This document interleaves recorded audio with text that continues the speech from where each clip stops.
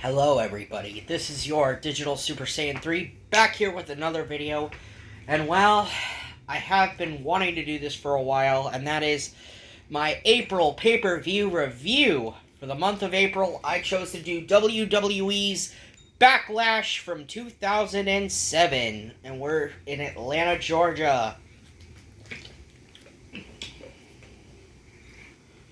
Took place April 29th, 2007, in the Phillips Arena from Atlanta, Georgia. So here we are, Backlash 2007. You got ECW called by Taz and Joey Styles. SmackDown called by Michael Cole and JBL. And Raw called by Jim Ross and Jerry the King Lawler. So this is a really good show, actually. The 2007 edition of Backlash is definitely one of the better versions of Backlash. Among the best of Backlash, if I might add. I mean, so let's get into this show. This is Backlash 2007. Opening contest is for the World Tag Team Championships, as the Hardys, Matt and Jeff Hardy, defeat the team of Lance Cade and Trevor Murdoch in a really good tag match. This was a Raw match, so we got our first two matches are Raw matches. So yeah, this is being called by Raw, by the voices of Raw, Jim Ross and Jerry Lawler. The Hardys captured the World Tag Team Championships, in the weeks leading into Backlash.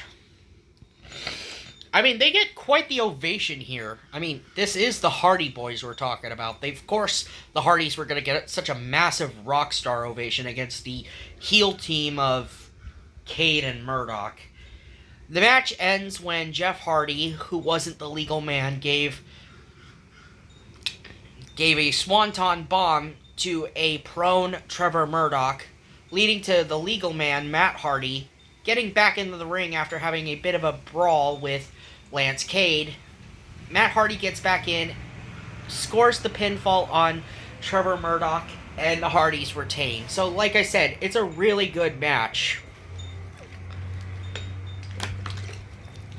We cut backstage to the McMahon's locker room as Shane McMahon is hyping up Umaga for the 3-on-1 handicap match for the ECW Championship.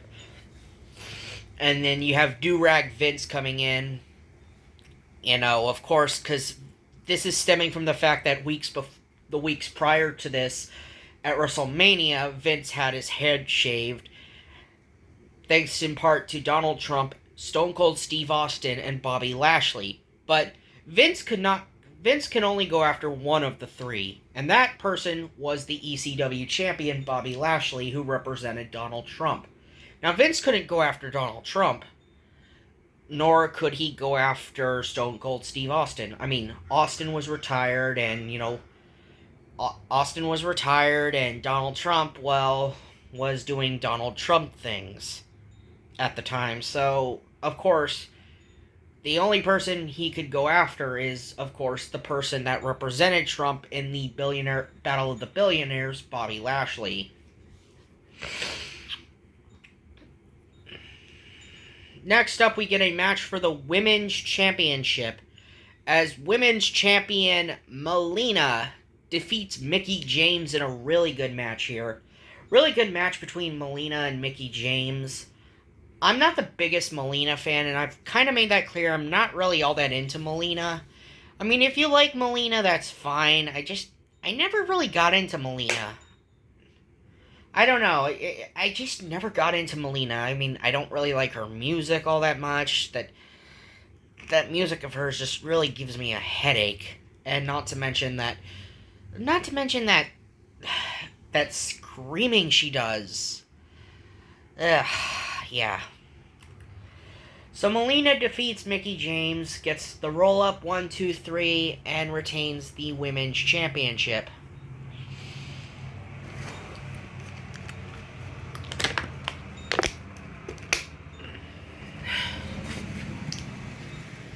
Next up, we go backstage as Edge is being interviewed ahead of the main event Fatal 4-Way for the WWE Championship.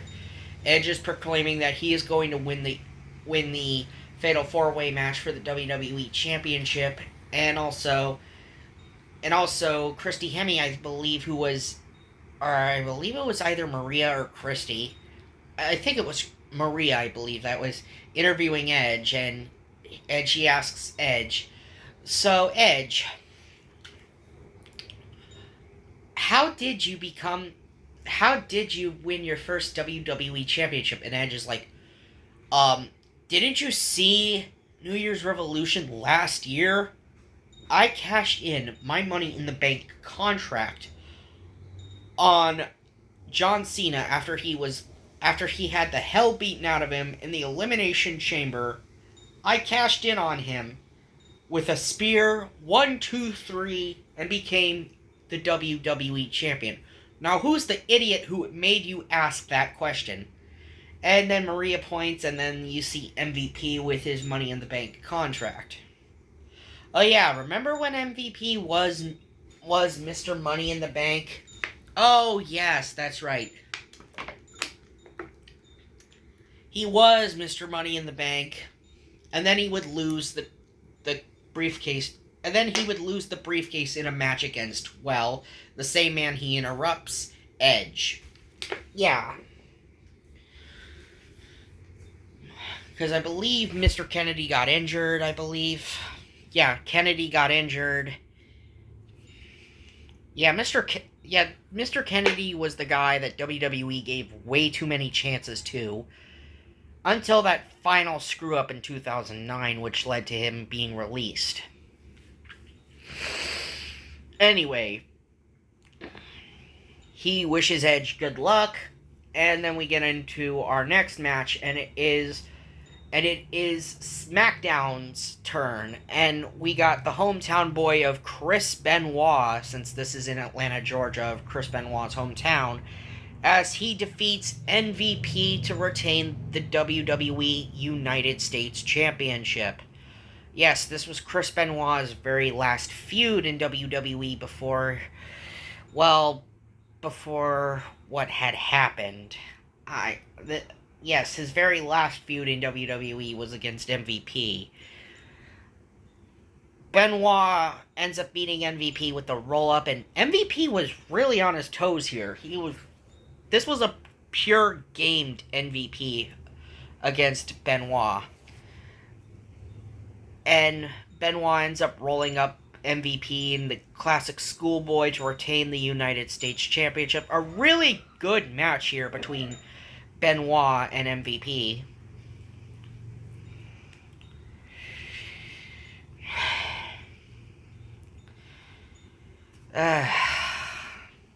Now we get into it. It's our first of 3 title matches, or of world title matches, and ECW is up first with the 3-on-2 handicap match as Mr. McMahon, Shane McMahon, and Umaga defeat Bobby Lashley to become the ECW champion.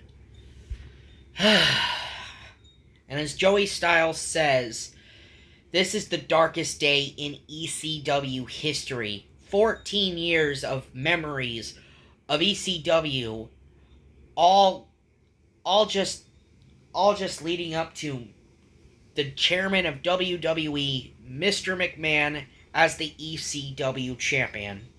Joey Styles was beside himself with this, and I feel Joey Styles is pain, the fact that the chairman of WWE is holding the ECW championship.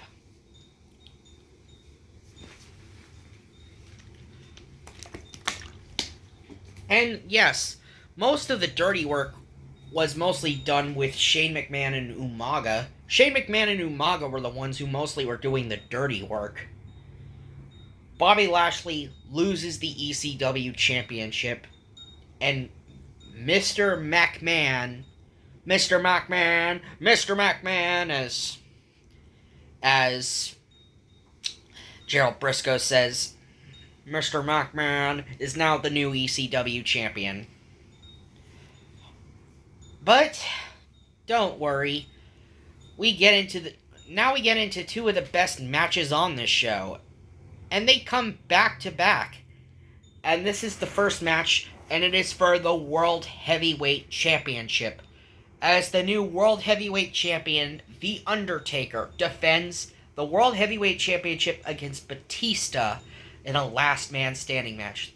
The night after WrestleMania 23, after The Undertaker had defeated Batista for the World Heavyweight Championship at WrestleMania, Batista says, "Congratulations, now I want my rematch." And Teddy Long made the announcement, it'll be a last man standing match. And both Undertaker and Batista, they are both working hurt in this match. Like Batista, he has like his leg was like attacked with the shillelagh from Finlay. You know, Finlay had attacked him with the shillelagh on SmackDown, and Undertaker, you know, he had his elbow, I believe, taped up as well.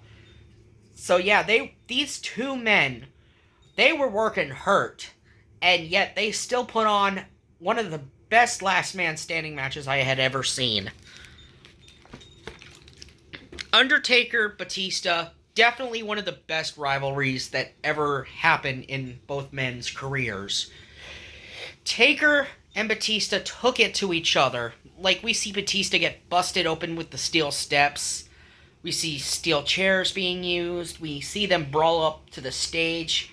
And it all ends with Batista spearing The Undertaker off the stage and the trusks coming down off of the side.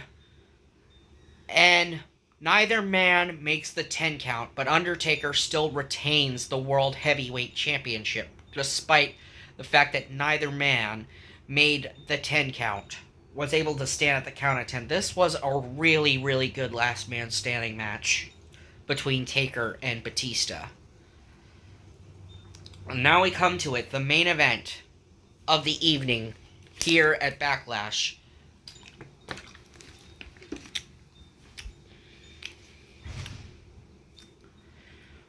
And it is John Cena defending the WWE Championship against the likes of Randy Orton, Shawn Michaels, and Edge. In a really, really good last man standing, or in a really good Fatal 4-Way match this was. This was a really solid Fatal 4-Way match. This was a really good Fatal 4-Way to end the night off. Shawn Michaels and John Cena had went the TV time in a match in London on Raw, with the London match they had in 2007. I mean, earlier on in the night, Randy Orton had, ahead of the Fatal 4-Way, Randy Orton had tried to strike a deal with John Cena about trying to work together, but Cena's like, I don't swing that way, Randy. You know, with the way Randy had worded, like, this, you know, speech he'd given to John, despite mentioning that they're both young and handsome. And Randy's like, yeah, Randy was just shocked that Cena had just said, "I don't rock that way, Randy." It was a really good moment, though. I'm not gonna lie, how Cena just turned that around on Randy. The match itself, like I said, it's a really good match. Like, everybody gets their licks in, because of course this is a Fatal 4-Way. Everybody's gonna have to get their licks in. Everybody was hitting their hitting their finishing moves. Cena hits the AA. He hits the AA on, I believe it was Edge, I believe, like, Cena hit the AA on. And then Shawn Michaels hits the Sweet Chin Music. Michaels is not able to capitalize on Cena because Cena falls back, and I believe it was Edge he pins. No, it was was it? Yeah, it was Randy Orton, I believe it was. No, it was not Edge, it was Randy that he pinned. Cena pins Orton for the 1-2-3. Why did I think he pinned Edge? And anyway, Michaels was not able to capitalize. John Cena retained the WWE Championship. So, that was Backlash 2007. Final thoughts? It's actually one of the better 2007 shows I've watched. I mean, considering I did watch WrestleMania, I loved WrestleMania 23, and I did enjoy the Royal Rumble, and this one was actually a really good show as well. It was definitely a good follow-up to WrestleMania 23. Anyway, yeah, I will see you guys in May for when I do Judgment Day 2009 in Chicago. So yes, I'm going to be doing the 2009 Judgment Day show from Chicago. Anyway, see ya!